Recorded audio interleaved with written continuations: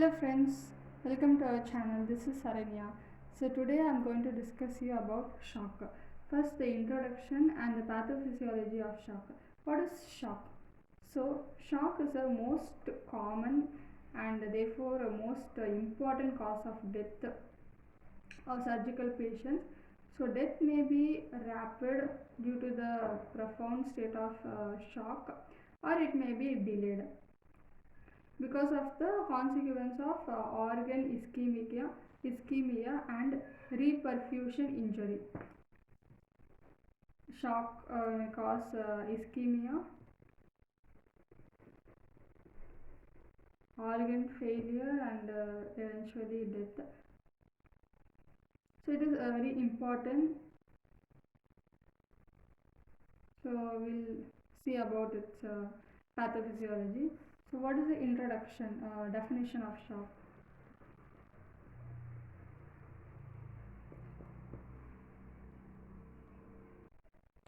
What is the definition of shock?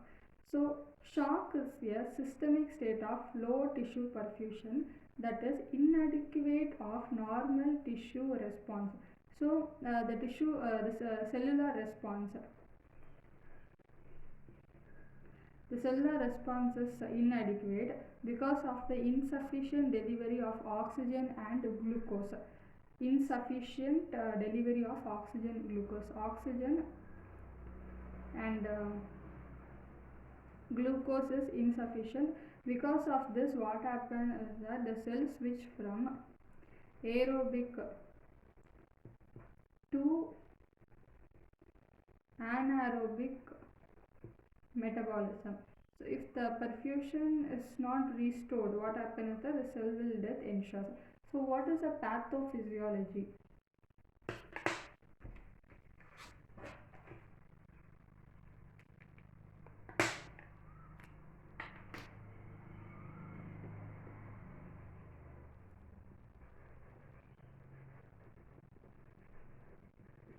How it is happening? From the cellular, the pathophysiology in the cellular, what happens is that there is a decreasing oxygen perfusion. Because of that, what happens is that the cell will switch from similarly aerobic to anaerobic. The anaerobic will produce which won't produce carbon dioxide, which produces lactic acid. So this lactic acid will accumulate in the blood and produces a metabolic acidosis.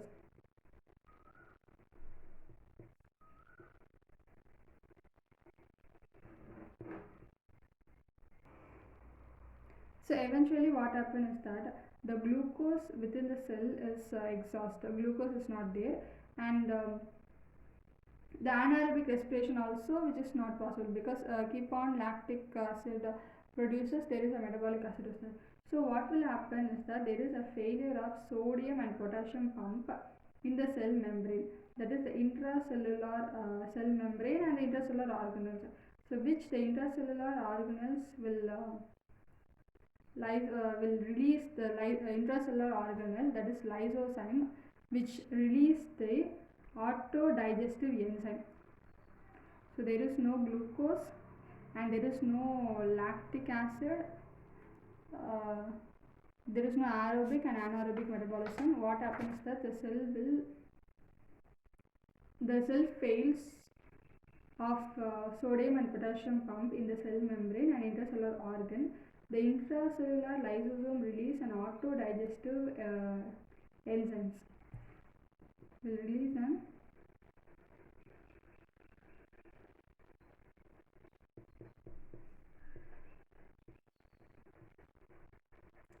so this the cell will lyse, and what happens is that the cellular content including potassium and all will release in the bloodstream. So eventually the cell death.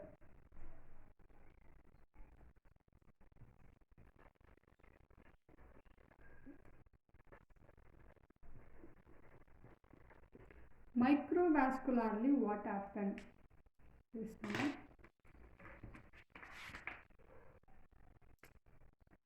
the tissue become ischemic.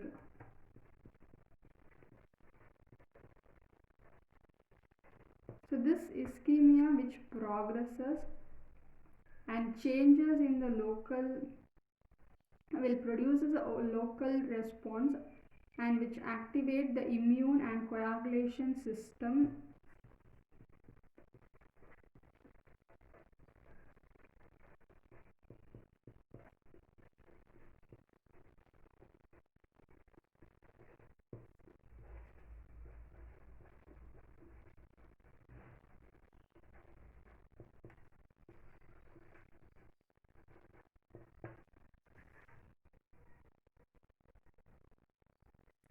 Ischemia which activates the immune and coagulation system, and hypoxia also present. Hypoxia, acidosis due to anaerobic respiration will activate complement and primary neutrophils.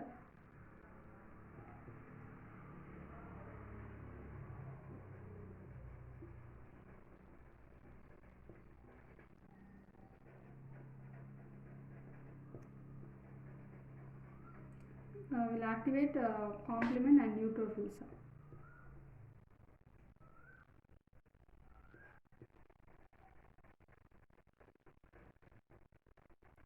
So all this will result in generation of oxygen free radical and cytokine releases.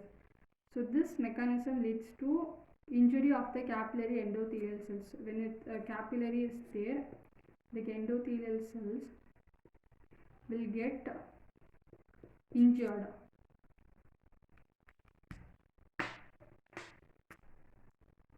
This endothelium will get injured and it will be leaky. The endothelium becomes leaky. So this in turn further activate the immune and the coagulation system.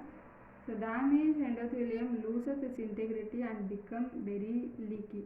So the spaces between the endothelial cells allow the fluid to leak out. So what happens when the fluid is leak out? It will cause a tissue edema. And even hypoxia will continue. Cellular hypoxia will continue. So this is microvascular. Systemically, what all the things happen? Start.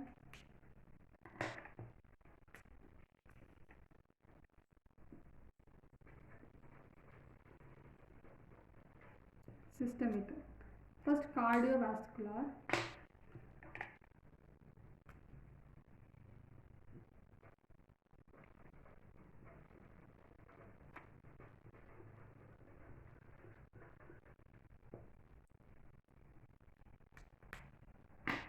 In cardiovascular, there is a decreasing preload and afterload.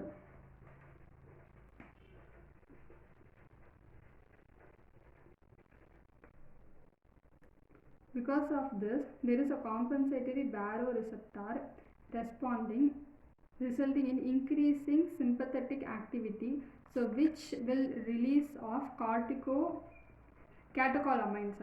So which because of this decrease in preload and afterload, there is a release of catecholamine.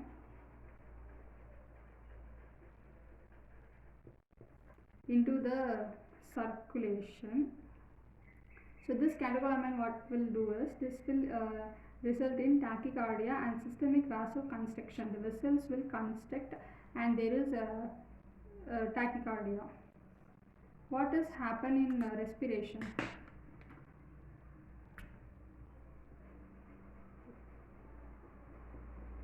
In respiratory system there is metabolic acidosis. So because of metabolic acidosis, what happened? There will be increasing because of the metabolic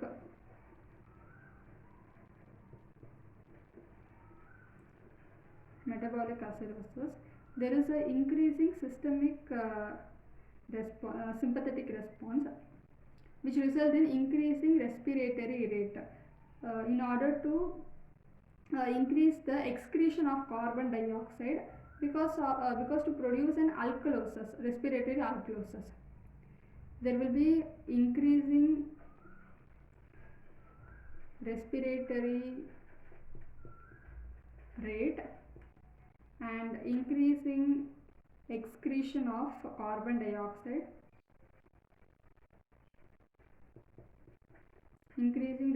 excretion of carbon dioxide because to produce an alkalosis, respiratory alkalosis.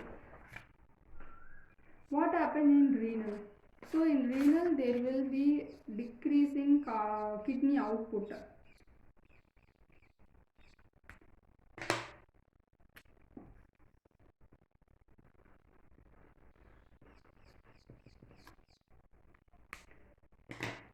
In renal, what will happen? That there is a decreasing perfusion pressure in the kidney, which leads to decreasing filtration of the the glomerular filtration rate is decreased. Because of decreasing glomerular filtration, there is a decreasing urine output. And the renin angiotensin aldosterone excess is stimulated, which resulting in further vasoconstriction. There is a stimulation of renin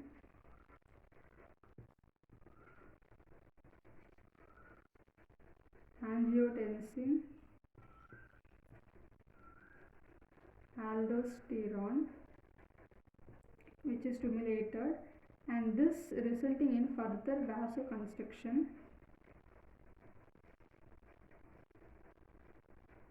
And increasing sodium and water resorption by the kidney.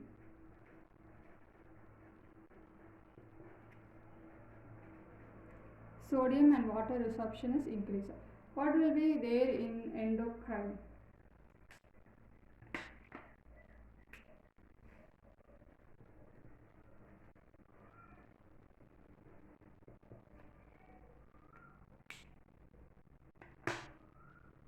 In endocrine, the adrenal and renin angiotensin system, which is get activated, and vasopressor, that is antidiuretic hormone, which is released from the hypothalamus in response to a decreasing preload, and which result in vasoconstriction and resorption of water in the renal collecting system. So which activate the endocrine, adrenal and renin angiotensin system, as well as vasopressin, which is a antidiuretic hormone, which all are released from released from the hypothalamus in response to the preload. It is released from the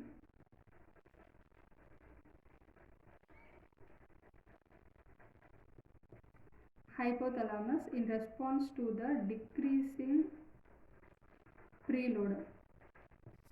Decreasing preload and resulting in vasoconstriction and resorption of water. Vessels will constrict and there is a resorption in the kidney, resorption of water in the renal collecting system. And there is cortisol. Cortisol is also released from the adrenal cortex, contributing to the sodium and water resorption.